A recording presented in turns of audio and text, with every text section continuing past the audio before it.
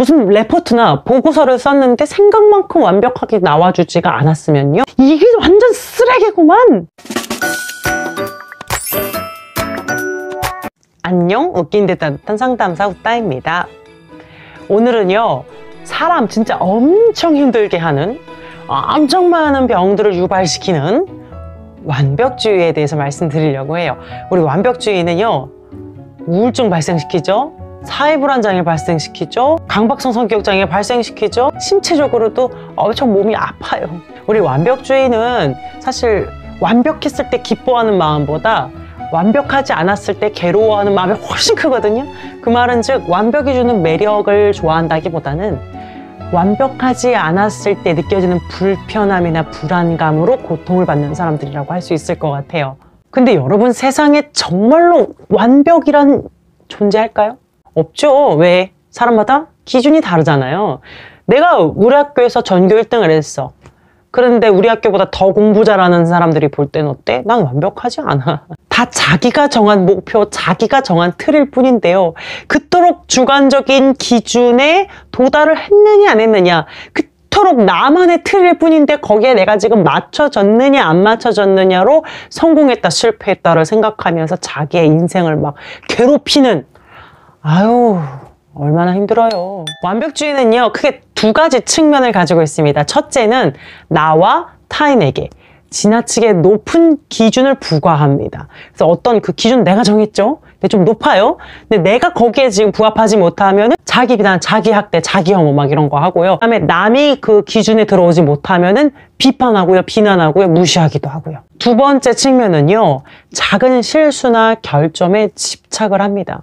시험 봤는데 90점을 맞았으면은 90점을 맞았다는 사실보다 10점이나 틀렸다는 사실에 집착을 하면서 하루 종일 기분이 엉망진창이에요. 이렇게 사는 삶은 어떨까요? 정말 미쳐버립니다.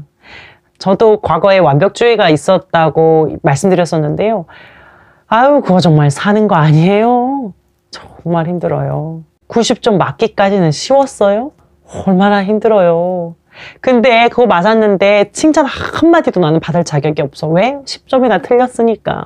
물론 완벽주의가 가져다주는 장점이 있어요. 완벽주의라서 열심히 노력했기 때문에 90점이나 맞았어. 그래서 다른 사람들도요, 다 나보고 잘났다고 칭찬해주고요, 막 그러는데요. 본인은 만족이 없는데 어떡해. 정작 나는 뭐 행복하지가 않은데 10점이나 틀리는 걸?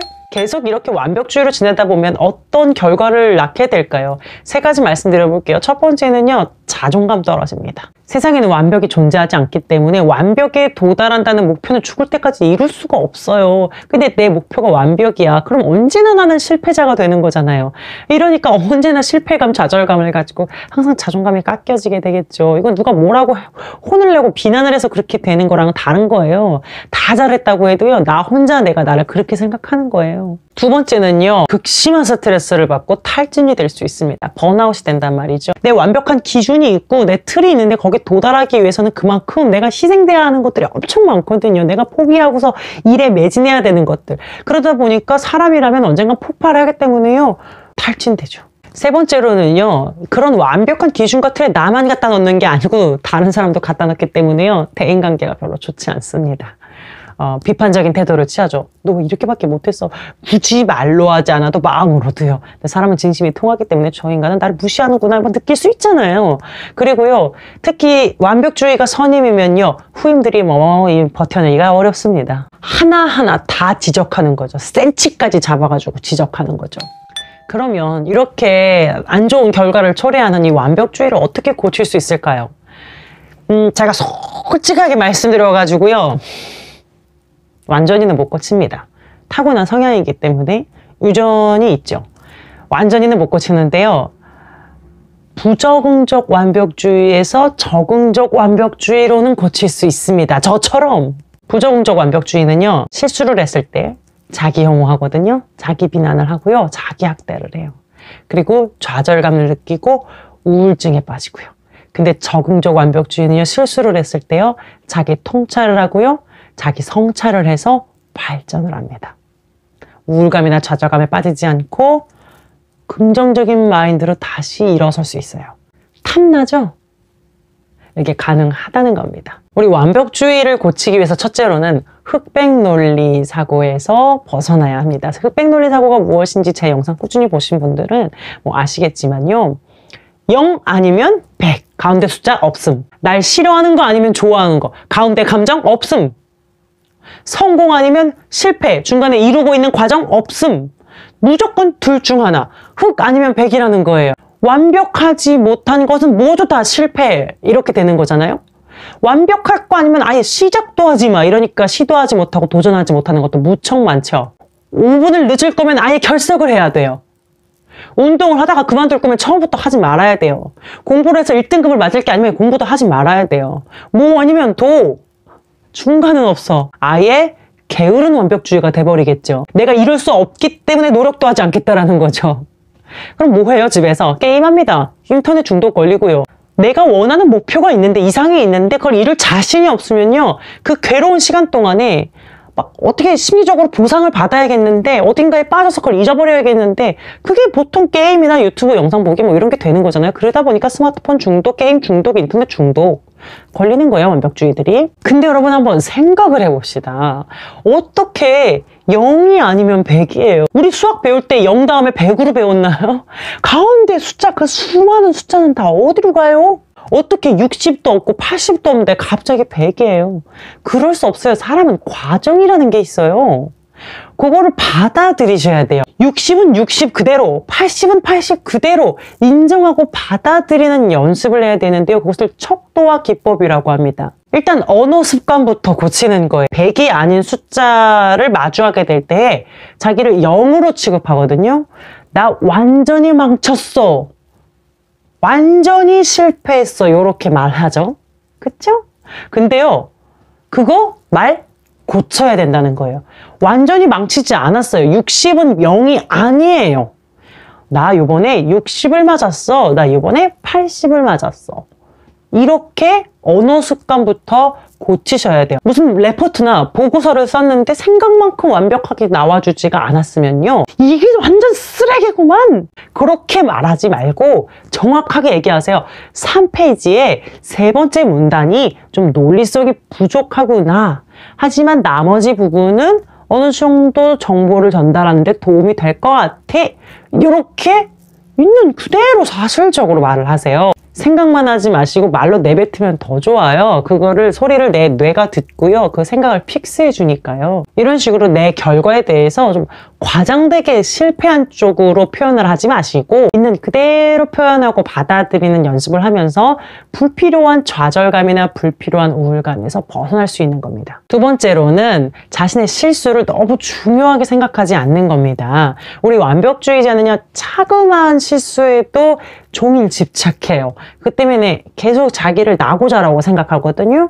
그래서 저도 이제 이야기를 해보면 도대체 무슨 그렇게 엄청 심한 실수를 하셨는지 물어보면요, 듣고 나면 사실 그렇게 엄청나게 잘못한 거 아니고 누구나 했을 법한 그런 실수를 했는데 본인은 그게 이제 엄청나게 자기 혐오를 하고, 그러면 자주 했대요. 몇 번이나 하셨느냐고 정확하게 물어보면은 2번이나 3번 정도 한 거예요.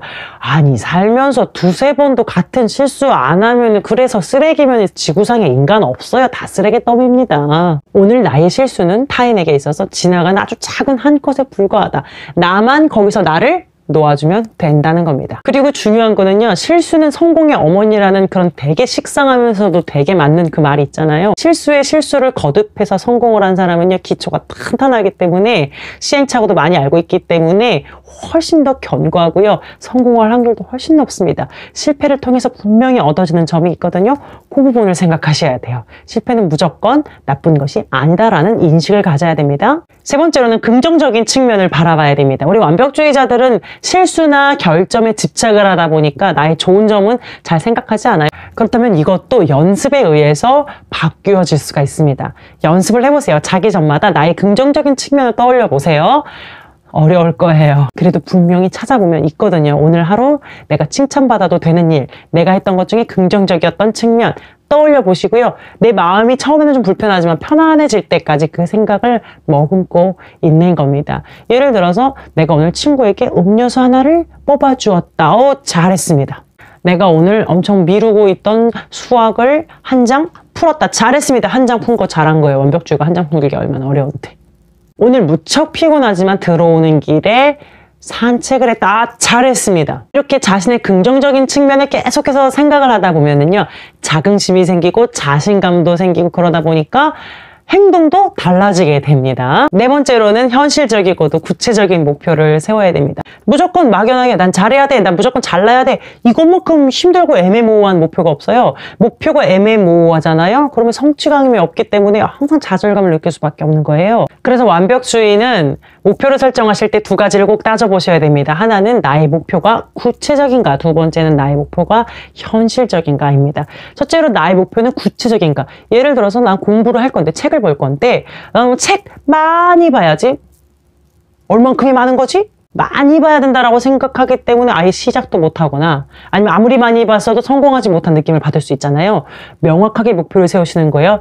나는 오늘 3단원까지 책을 봐야지. 요렇게. 그 다음엔 나의 목표의 현실성을 따져보셔야 되는데, 나 오늘 책 3단원까지 봐야지 라고 했는데 지금 밤 12시야. 그러면은 현실적으로 좀 후달리죠. 졸리잖아요. 다섯 번째로는 미진한 것을 그냥 놔두는 겁니다. 오늘 발표를 하기로 했는데 진직이 발표 자료 10번은 더 봤는데도 발표하기 직전까지 그걸 계속 봅니다. 밥도 못 먹고 봅니다. 누가 보면 발표 준비 하나도 못하고 와가지고 시간이 너무 없어서 저렇게 하는 줄 알 거야. 알고 보면 집에서 10번도 더 보고 온 거예요.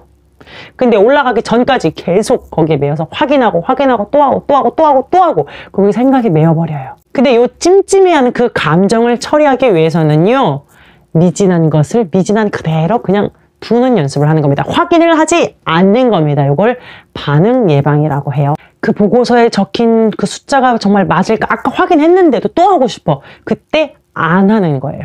일부러 안 하는 겁니다. 치료를 위해서 안 하는 거죠. 물론 평소에 확인 잘 하고 철저하게 준비하면 좋죠. 근데 제가 지금 말씀드리는 건 부정적 완벽주의, 병적인 완벽주의를 말씀드리는 거예요. 그 정도를 지나쳤을 때를 말씀드리는 거예요. 뭐 한두 번 확인하는 거는요, 너무 당연한 거지만요, 실수가 있을까 봐 막 그걸 견디지 못해서 불안해하는 그런 것들을 치료하기 위해서는 일부러라도 확인하지 않고 좀 부족하면 부족한 대로 내버려두는 연습을 해야 된다는 겁니다. 사실 그거 부족하지 않거든요. 여섯째로는 신속하게 결정하고 빨리 행동에 옮겨보는 겁니다. 결정을 하는데 엄청 시간이 오래 걸리고요. 그걸 또 행동에 옮기는데 또 엄청 시간이 오래 걸려요. 왜냐하면 완벽하고 꼼꼼하게 다 검토하고 성공할 것을 다 어느 정도 예상이 이렇게 수학적으로 돼야지 하는 거거든요. 그러니까 준비를 철저하게 하고 뭘 해야 되고 뭐 이러니까요, 보통 다 오래 걸려요. 그러니까 사회생활하는 것도 굉장히 힘들죠. 너무 지쳐요. 물론 인생에서 신중하게 결정하고 천천히 실행해야 하는 일도 있죠. 근데요, 그렇지 않아도 될 거 있잖아요. 정말 작고 사소한 것까지도 우리 완벽주의는 그렇게 한다는 거예요. 그래서 일부러라도 빠르게 결정하고 빠르게 실행에 옮기는 연습을 하는 거예요. 우리 완벽주의가 장을 보러 갔을 때 두부 앞에 서가지고 한참을 고민합니다. 청정원 두부를 살까, 풀무원 두부를 살까, 날짜, 중량, 성분, 한참을 고민해서 하나를 장바구니에 담죠. 그렇게 1시간 내내 장을 보고 집에 들어와가지고 장바구니를 풀러보니 물건이 5개밖에 없어. 그 5개를 사느라고 1시간을 고민해. 앞으로는 풀무원 두부를 살까, 청정원 두부를 살까 고민되시면 2개 다 사든가 둘 중에 하나만 아무거나 사보세요. 손해 나잖아요. 그거 손해 그렇게 큰 거 아닙니다. 내 시간 잡아먹는 거에 비해서 그렇게 큰 손해 아니고요. 치료를 위해서 그 정도 손해 나셔도 돼요. 치료비라고 생각하세요. 손해 나봤자 몇백 원 차이입니다. 뭐 책을 볼 때도 마찬가지고, 일을 할 때도 마찬가지고, 공부를 할 때도 마찬가지고, 수학 먼저 할까, 과학 먼저 할까. 그러지 말고 일단 아무거나 일단 빨리 시작을 해보시라는 거예요. 치료를 위해서. 마지막 7번째는 결과를 좀 인정해주는 태도를 길러야 합니다. 우리 완벽주의는 오직 목표밖에 없죠. 오직 결과밖에 없어요. 자, 등산을 할 때 정상에 오르는 목표가 있어요. 근데 그것만 생각하느라고 오르는 동안에 나무도 못 봐, 풀도 못 봐, 흐르는 물도 못 봐, 동료하고 얘기도 못 해. 산을 오르는 그 아름다운 과정들, 거기서 얻어지는 그 모든 즐거움들을 다 싸그리 무시한 채 정상만을 향해서 간다? 이게 오히려 실패 아니에요? 물론 사람들은요, 정상에 올랐느냐 안 올랐느냐로 나를 판단할 수 있겠죠. 하지만 그건 사람들의 판단이고 나는 어떠냐는 거예요. 내 행복은 어떠냐는 거예요. 그 과정을 통해서 얻어지는 즐거움과 만족감과 얻어지는 어떤 또 다른 세상은 다 무시됐잖아요. 그것도 충분히 의미가 있는데 말이에요. 그거를 인정하는 태도를 길러야 된다는 겁니다. 공부를 할 때도 A학점을 받는 게 목표였어요. 근데 그 A학점을 받기 위해서 이런저런 공부를 하다 보니까 다양한 지식과 다양한 통찰들, 새로운 것들을 얻게 되었는데 그건 싸그리 다 무시한 채 A를 받았냐, B를 받았냐, 좀 여기에만 집착을 하게 되면은요, 이거 다 너무 아깝잖아요. 근데 내가 이 공부하는 과정 중에 얻게 된 새로운 정보와 지식들을 있는 그대로 그 의미를 인정해주게 되면은 내가 A를 받든지 B뿔을 받든지 뭐 크게 아니 물론 자기 목표를 못 이루면 잠깐은 속상하겠지만 그렇게 실패자 낙오자가 되지는 않는다는 거에 과정도 의미가 있었으니까요. 여러분, 완벽주의는요 아주 훌륭한 사람들입니다. 사회에서 능력 있고요, 센스 있고요, 눈치 있고요, 자기 주제를 알고요, 끊임없이 노력하고요, 후회도 하면서 발전을 이루는 그런 아주 멋진 그런 능력자들이거든요. 근데요, 내가 살고 봐야죠. 아니, 내가 지금 그것 때문에 우울증 걸리고 사회불안 걸리고 대인기피 생기고 내가 스트레스 받아가지고 직장 때려치게 생겼는데 그게 다 무슨 소용입니까? 그러니까 나의 인생을 종먹는 그런 부정적 완벽주의에서 적응적 완벽주의로 바꾸실 수 있기를 바랍니다. 오늘 영상도 도움이 되었다면 구독과 좋아요를 눌러주세요. 웃긴 데 따뜻한 상담사 웃다였습니다.